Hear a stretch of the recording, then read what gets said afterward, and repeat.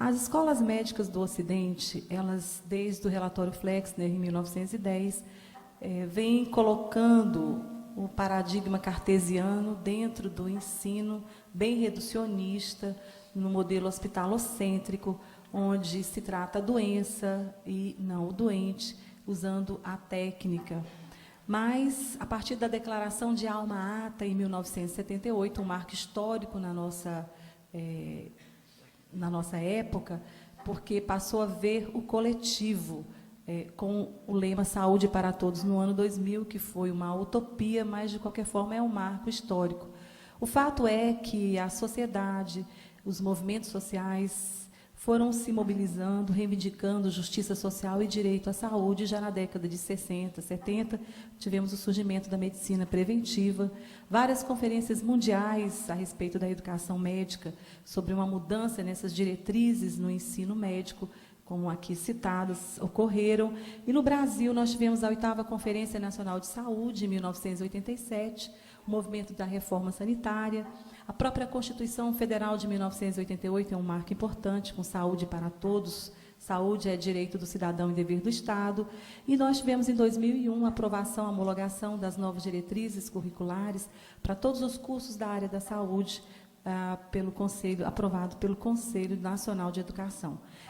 A partir de então, nós temos o que alguns denominam o paradigma da integralidade, que é o nome, a palavra-chave que tem nas diretrizes curriculares, ou seja, uma atenção integral à saúde, o ser humano integral, nessa perspectiva, então, que é uma política do Ministério da Saúde e do próprio Ministério da Educação. Então, sai do individual para o coletivo, pensar no sujeito coletivo, uma medicina coletiva. Nós temos aí o PSF, o Plano de Saúde da Família, em 1994, onde, na verdade, está se processando essa mudança, esse pensar, e é interessante que isso é importante porque nós vivemos uma sociedade, principalmente no nosso país, a exclusão social ela é gritante, ela realmente agride a alma.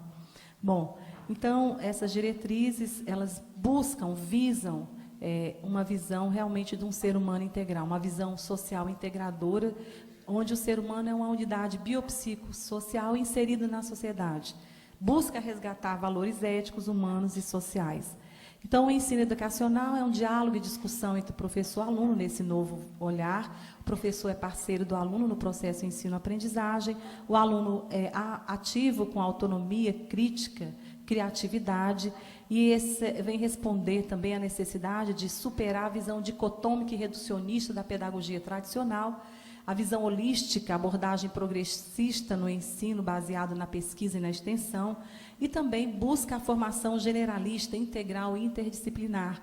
Esse novo currículo, que já não é novo, ele está em vigor na nossa faculdade, na Faculdade de Medicina da Universidade Federal do Ceará, desde o 2º semestre de 2001. Então, nós temos aí o ensino centrado no aluno e a medicina centrada no paciente. E, nesse contexto, tivemos, então, a oportunidade, porque o currículo se tornou flexível e os professores foram convocados a ministrarem disciplinas opcionais, e tivemos, então, a oportunidade de colocar dentro do curso médico a disciplina opcional Medicina e Espiritualidade, que está no Departamento de Morfologia da Faculdade de Medicina, com 50 vagas, e ocorre semestralmente. É interessante também citar que os movimentos sociais, como a ANEPS, que é a Articulação Nacional de Movimentos e Práticas de Educação Popular em Saúde, e já faz reflexões sobre espiritualidade. O povo tem uma sensibilidade para ver o ser humano como um todo. Inclusive, agora em Belo Horizonte, em julho, de 2 a 5 de julho, a Rede Unida, junto com a ANEPS, estará fazendo uma oficina sobre o pensar da espiritualidade dentro da saúde, e o SUS também já está incorporando práticas de espiritualidade. Já tem essa proposta, inclusive, no nosso município. Interessante que nós temos no município de Maranguape, uma cidade a 20 e poucos quilômetros de Fortaleza, um posto de saúde belíssimo, simples e, por isso mesmo, muito bonito, onde tem a Sala da Fé, um consultório, entre aspas, onde fica um rezador, que essas pessoas já têm essa visão do ser humano como ser multidimensional. Então, na espiritualidade, o que é que nós temos colocado na nossa perspectiva dessa disciplina, o que é o ser humano? O ser humano é um ser espiritual, multidimensional. Esse ser espiritual multidimensional tem uma vertente biológica, psicológica e social. Então, o biopsicossocial está na multidimensionalidade. Essa é a nossa proposta, que tem na nossa diretriz, na nossa escola. O ser humano é um ser biopsicossocial. Nós ampliamos, então, essa proposta para o ser humano, o que realmente é um ser espiritual multidimensional. Então, a espiritualidade, nesse contexto, é o eixo de pensamento a partir do qual definimos o paradigma do espírito.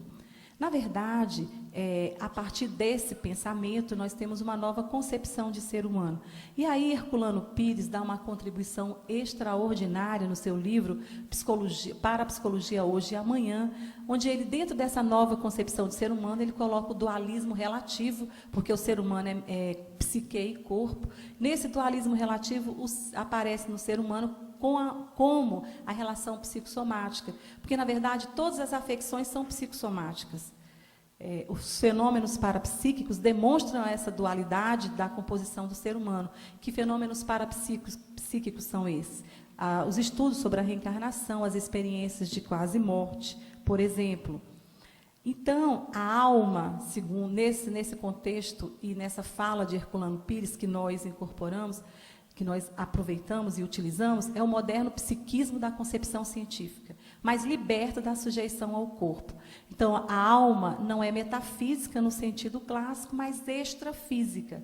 Ela não está sujeita às leis físicas, como considerava o materialismo.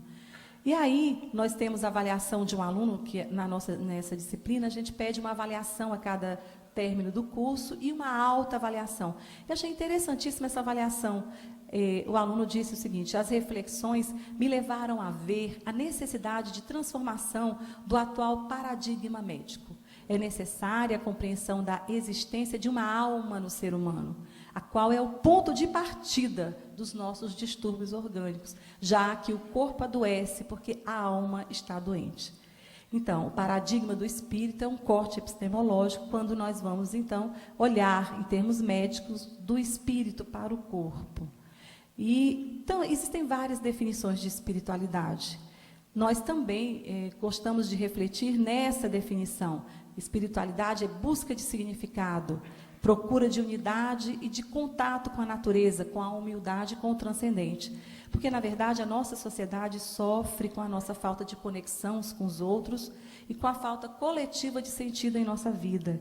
E aí nós abordamos e fazemos reflexões sobre religião, religiosidade e espiritualidade. É interessante porque religião, mesmo que não seja importante para o médico, mas é importante para o paciente. Embora a gente sempre, ao refletir, coloque que religião tem sua vertente opiácea, alienante, que leva ao sectarismo, às violências, mas ela tem uma vertente construtiva que leva à modificação da sociedade, do ser humano. E também essa perspectiva ecocêntrica, que o ser humano está integrado no contexto da natureza. Então, qual é a perspectiva da espiritualidade? O que é que nós também colocamos nas nossas falas, nas nossas reflexões? Inclusive, nós também aproveitamos algumas falas e acrescentamos e ampliamos do Edgar Morin, que assinou a Carta da Transdisciplinaridade, junto com Basarab Nicolescu e Lima de Freitas, em 94, no Convento da Rábida, em Portugal, e jogou para a humanidade, para todos os seres de boa vontade, se tornarem signatários dessa carta. E tem umas falas muito bonitas, e nós aproveitamos também, porque, na verdade, é o contexto da espiritualidade, que existem diferentes níveis de realidade regidos por lógicas diferentes. A espiritualidade, nesse contexto, nós temos que ter uma visão aberta. Espiritualidade ultrapassa o domínio das ciências exatas e requer o diálogo com a arte, com a literatura, com a experiência interior. Requer uma atitude aberta em relação aos mitos, às religiões. É importante o papel da intuição, do imaginário e da sensibilidade. Inclusive, nas nossas revistas de escola médica, tem um artigo belíssimo sobre a acupuntura de um médico da Escola Paulista, onde ele fala a importância do diagnóstico energético do paciente e também a importância da intuição no raciocínio clínico do médico. Nessa perspectiva, também nenhuma cultura é privilegiada, nós temos que ter uma abertura para aceitar o desconhecido, o inesperável, o imprevisível, tolerância, porque é uma realidade diversa, plural, diálogo, e também a nossa pedagogia nessa perspectiva é da autossuperação e não a da competição. Na perspectiva da espiritualidade, nós colocamos uma ênfase, e é importante a sacralidade da vida, que é a essência da medicina. Isso nós temos colocado, inclusive, no nosso módulo, em que coordenamos no curso médico, no primeiro semestre, que é o módulo de Gênese e Desenvolvimento. A sacralidade da vida e o respeito à dignidade da vida. Porque o conceito de qualidade de vida pode ser utilizado como um conceito utilitarista, coisificando o ser humano, descartando. E quando nós nos referimos à dignidade da vida, é o respeito incondicional à vida, quer seja a vida de uma célula, de um ser humano com Alzheimer, com Parkinson, um ser humano com alguma deficiência. Aliás, o conceito de deficiência na Terra mudou desde Helen Keller, que realmente nos trouxe um repensar a respeito do assunto. Enfim, uma outra colocação nesse contexto, que inclusive utilizamos também no módulo, e que essa frase é assim, um referencial para nós, ela é do Dr. Moore, tirada do livro de Embriologia Clínica, que já algumas edições a gente percebe que eles já vêm colocando literalmente, explicitamente. O desenvolvimento humano começa na fecundação, a vida começa na fecundação, e o zigoto é um embrião unicelular. Então, essa discussão sobre o início e o fim da vida, ela não tem muito o que se discutir, na verdade. Aqui, para nós fazermos assim uma pausa, essa frase muito bonita do apóstolo Paulo, na primeira epístola aos Coríntios, no capítulo 8, versículo 1, a ciência incha, mas a caridade, o amor edifica. E nós colocamos também, gostamos muito dessa frase, quando Isabel recebe a visita de Maria, Isabel está grávida de João, ela diz, Maria, ao adentrar sua casa, ela diz: pois eis que ao chegar aos meus ouvidos a voz da tua saudação, a criancinha saltou de alegria no meu ventre. Porque também temos feito reflexões sobre o psiquismo fetal, sobre a importância da concepção, a gestação e o nascimento, a reflexão, a repercussão desses momentos no ser humano, e que a vida extrauterina se continua na vida intrauterina. O ser na vida intrauterina tem a sua vida emocional, sua vida psíquica, não é uma folha em branco. E também o artigo 5º da Constituição Federal de 88 é muito importante para nós. Todos são iguais perante a lei, sem distinção de qualquer natureza, garantindo-se aos brasileiros e aos estrangeiros residentes no país a inviolabilidade do direito à vida, a liberdade, a igualdade. Então, a inviolabilidade do direito à vida é o que vem primeiro. E também no artigo 2º do novo Código Civil, de 2002, nós temos: a personalidade civil da pessoa começa do nascimento com vida, mas a lei põe a salvo, desde a concepção, os direitos do nascituro. Então, a vida realmente é um bem indisponível. Na nossa disciplina, existem vários temas que se podem...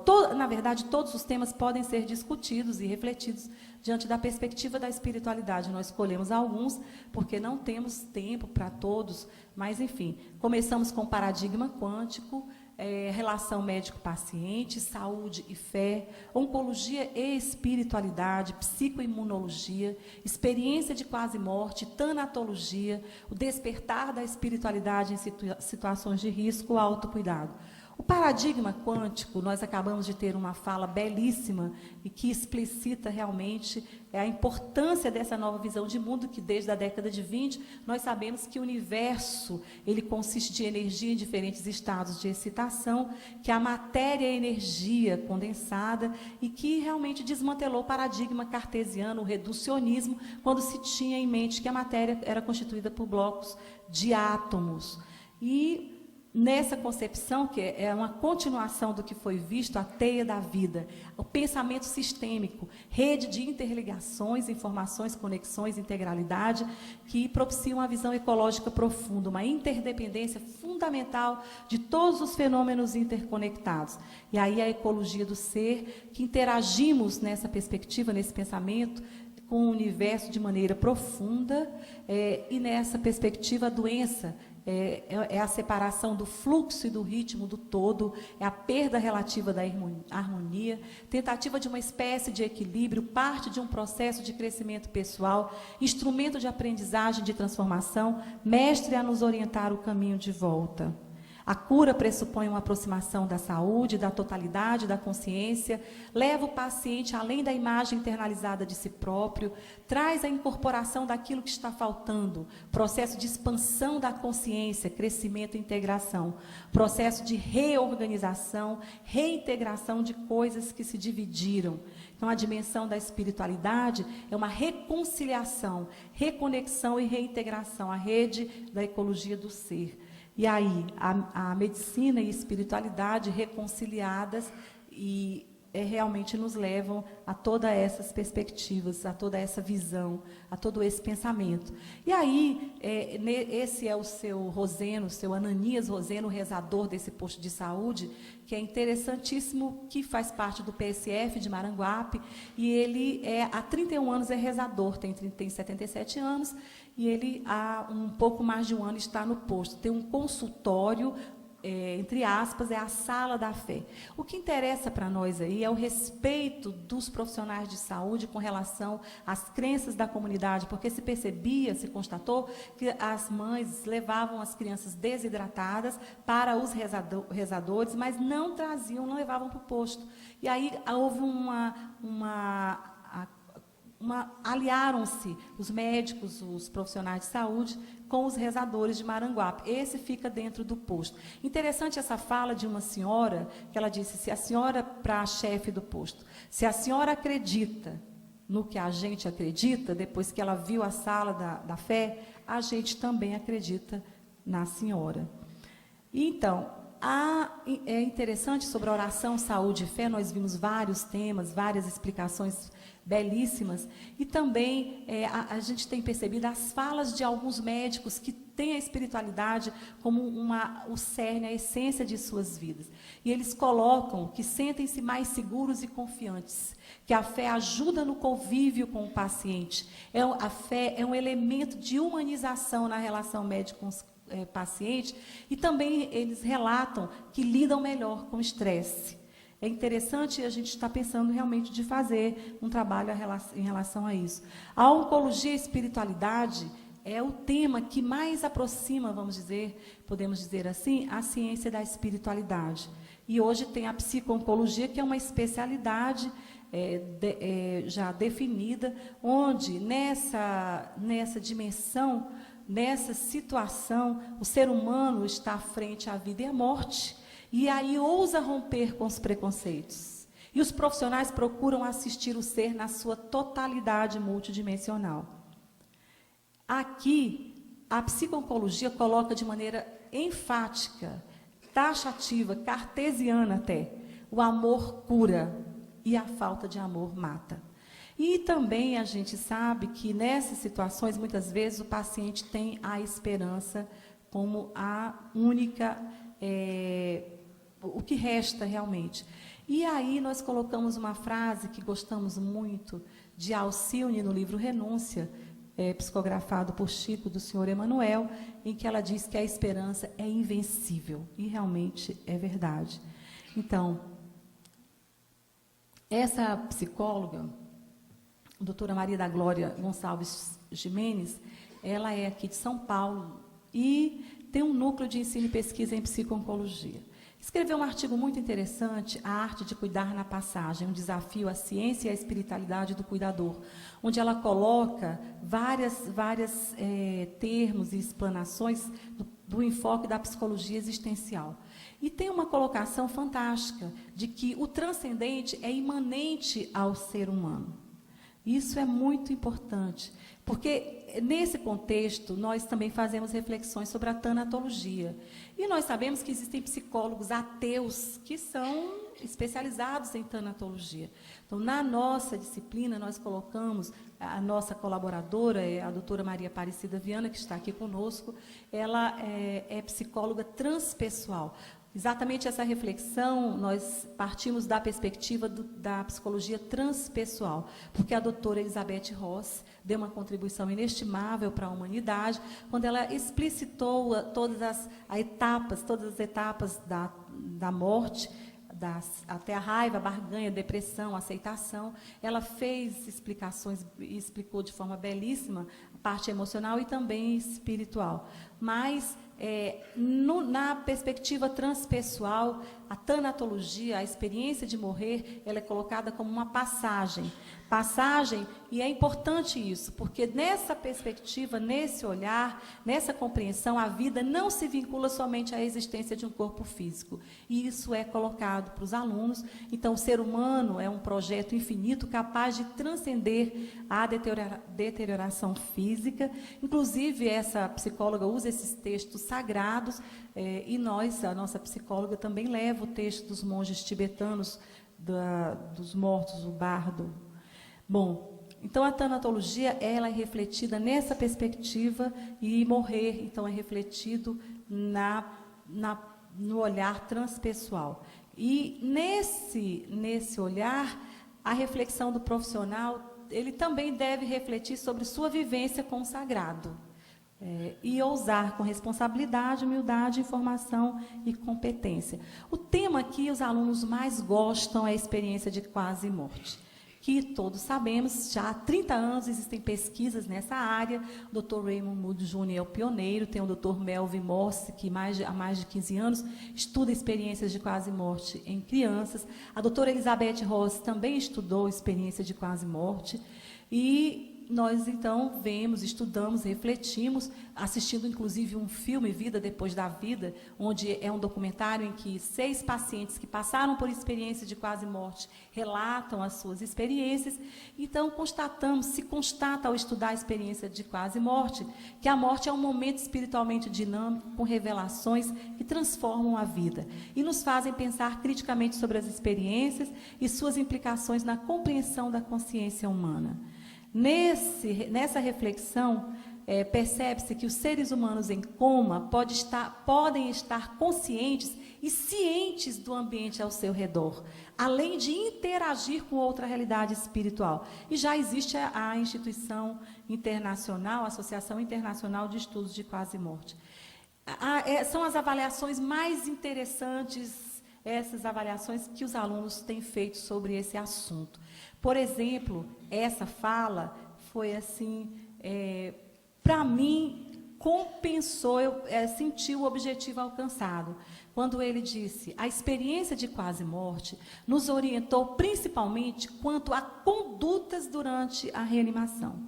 Na maioria das vezes, nós, ainda acadêmicos, começamos a dar plantões nos hospitais sem saber como nos portar frente a uma ressuscitação. Não falo aqui em relação aos procedimentos médicos, ele está se referindo em termos da tecnologia espiritual. Além dessa orientação, o tema em questão abriu nossos olhos céticos em relação à morte. Outro disse: a experiência de quase morte foi bastante interessante, forte e marcante, que tive até vontade de um dia, quem sabe, poder passar por uma.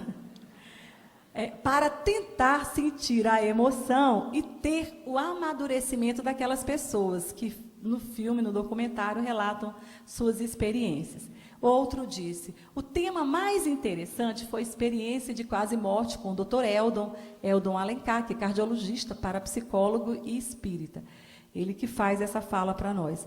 Aí o aluno continua dizendo: sempre fui muito cético sobre esse assunto, mas essa crença foi abalada após tantos relatos interessantes. E também, depois que terminamos de ver o filme, nós interagimos com eles, perguntando a opinião, o que foi que eles acharam. E muito interessante é que um aluno virou e disse: sim, o que foi que você achou do filme? Qual é a sua conclusão? Aí ele foi bem lacônico, que a morte não existe. O outro ficou muito aliviado, porque o assunto puxa várias discussões, dependendo da turma, dependendo do interesse. Nós tivemos uma experiência interessante, em que o aluno estava assim, angustiado, porque ele tinha experiências de desdobramento, ele ficava do teto vendo o corpo, e ele achava que era aquilo muito anormal, e não tinha nem tido coragem de falar aquilo para alguém. Então, ele ficou bastante aliviado, e a gente refletiu sobre o assunto também. Esse assunto, a psiconeuroimunologia, tem que estar, é um assunto clássico, os linfócitos interagindo com o sistema nervoso, com o sistema endócrino, estudamos sobre as emoções tóxicas, destrutivas, que os sentimentos têm de significado clínico, mesmo que os mecanismos biológicos pelos quais essas emoções exercem seus efeitos ainda não estejam plenamente entendidos. Os assuntos são vastos e nós temos uma equipe de profissionais que colaboram conosco. Temos alunos que já fazem hoje a Liga de Medicina e Espiritualidade, que já estão procurando fazer alguns trabalhos na área.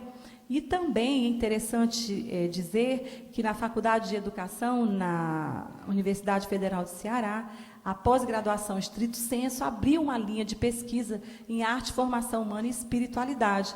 E nós fomos aprovados para cursar o doutorado na linha de espiritualidade. E essa linha, ela é a orientação de 3 professores, a professora Ângela Linhares, Ercília Olinda e João Figueiredo, que são espíritas. Bom, e aí, para encerrar essas falas, os alunos dizendo, com certeza foram plantadas muitas sementes que se perpetuarão e darão muitos bons frutos na formação de médicos mais humanos, que é o nosso objetivo. Aí o outro disse, concluí o curso com mais perguntas do que respostas. Mas o que é o ser humano, senão um grande enigma?